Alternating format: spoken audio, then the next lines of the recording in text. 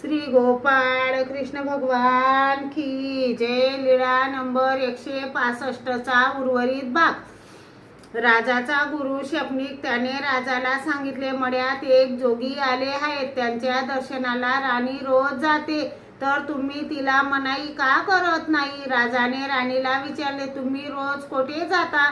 तिने सांगितले, माझे गुरु मड्यात आहेत, त्यांच्या दर्शनाला जात असते। राजाने सांगितले, उद्यापासून तेथे जाऊ नका। तिने आक्षेप केला, का जाऊ नये? मी जाईनच, तुम्ही कसे जाता ते पाहू। म्हणून राजाने दरवाजापासून तर मड्या पावेतो पहारेकऱ्यांचा कडेकोट बंदोबस्त ठेवला। नंतर राणीने त्या पुरुषाकडे विचारायला पाठवले की राजाने असा पहारेकऱ्यांचा बंदोबस्त केला आहे, तर मला येता येईल का? त्या पुरुषाने सांगितले, ती जर येत असेल तर येऊ शकेल। मग दासीच्या डोक्यावर सर्व सामुग्री दिली व आली, त्यांचे पाय धुतले, पूजा केली, जीव घातले, पानाचा विडा दिला आणि परत राजवाड्यात आली। राजाने विचारले, तुम्ही आज तेथे गेल्या नाही ते का?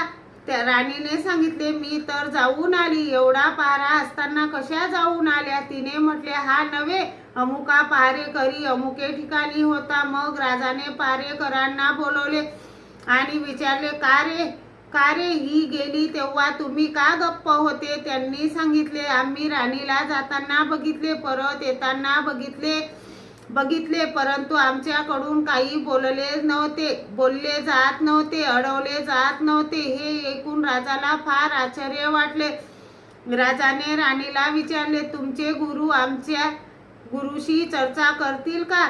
तिने सांगितले, न करायला काय झाले, अवश्य करतील। मग राजाने राणीच्या गुरुला बोलवण्यासाठी पाठवले, तेव्हा ते आले नाहीत। नंतर राणीने बोलवण्यासाठी पाठवले, तेव्हा ते आले आणि दोघांच्या गुरूंमध्ये शास्त्र चर्चा झाली। त्यात शपनिक निरुत्तर झाले। तेव्हा शपनिकांनी म्हटले, हे काय ही शाब्दिक चर्चा? शब्द जसा जिकडे तिकडे न्यावा तसा तिकडे तिकडे जातो। आम्ही तुम्ही आता सामर्थ्याने भांडू, पाहूया कोणाचे सामर्थ्य थोर आहे ते। अदळीनाथाने म्हटले, ठीक आहे, चालेल। शपनिक म्हणाले, आमची कृपी स्वर्गात जाईल आणि स्वर्गातील अमृत घेऊन येईल। श्री गोपाळ कृष्ण भगवान की जय।